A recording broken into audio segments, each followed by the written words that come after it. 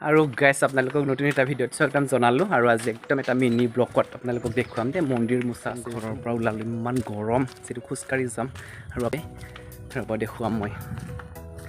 আৰু গাইছ চাওকচোন চকী ভাগি সোমাইছে দেখিছে মোৰ যিহেতু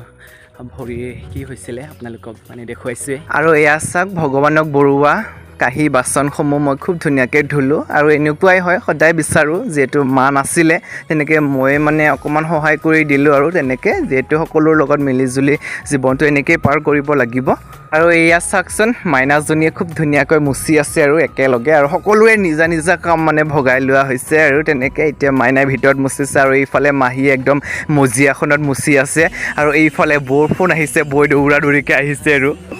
আৰু গাইছ আপোনালোকক কৈছিলোঁ না যিহেতু আজি আমাৰ মন্দিৰ মোচা আছিলে তেনেকৈ একদম মই স্কুলৰ পৰা আহি দৌৰা দৌৰিকৈ আহি গ'লোঁ যিহেতু মা নাছিলে ঘৰত আৰু এইফালে আমাৰ মাহী এইফালে